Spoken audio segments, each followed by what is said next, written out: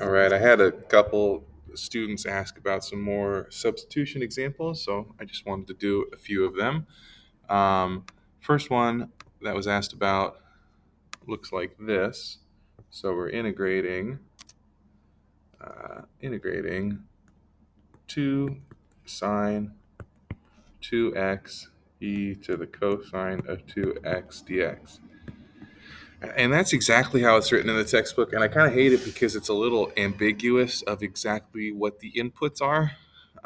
But I think the most reasonable interpretation is to think of the inputs as being 2x like that.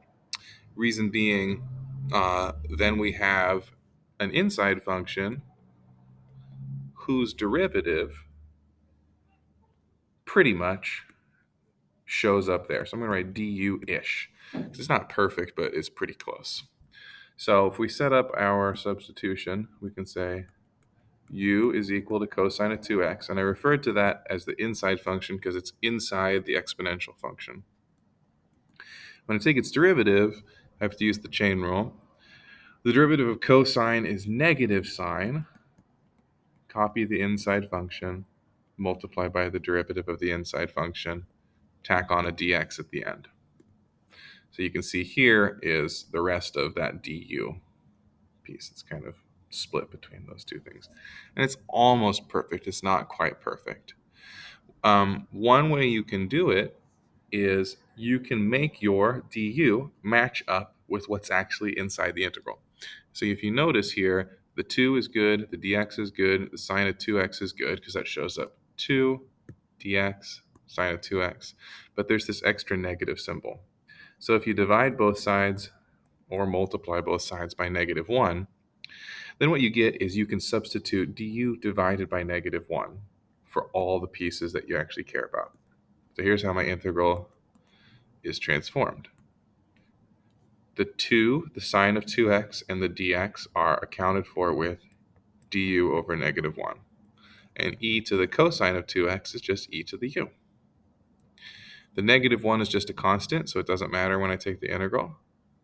E to the u stays the same when I take its integral. Don't forget about the -1. You can either write divided by -1 or multiplied by -1, or you can just pop a negative symbol in front. And so that becomes negative e to the u. So I'm just substituting back in the u that was chosen.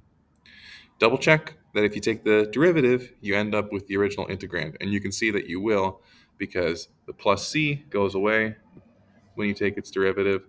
This part replicates, and then you multiply by the derivative of that, which is negative sine of 2x times 2. And that gets us back to the original integrand.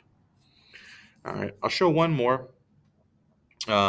problem on here that someone asked about, which looks a little bit like, doesn't look a little bit, looks exactly like this. 3/2 root x e to the root x cubed dx. So this one, again, exponential function. So my inside is the square root of x cubed, which I could rewrite as x to the 3/2. Because the square root is the half power, and so to the x cubed, if you do the half power of x cubed, you get x to the 3/2. So du is 3/2 x to the 1/2 dx. And you can see here is 3/2 x to the 1/2 dx. So this one is a perfect match for du. So when I do my substitution, I just have integral of e to the u du, which replicates itself. And then you substitute back in what u stood for. And that's it. So please let me know if you got more questions. Happy to do more examples of substitution.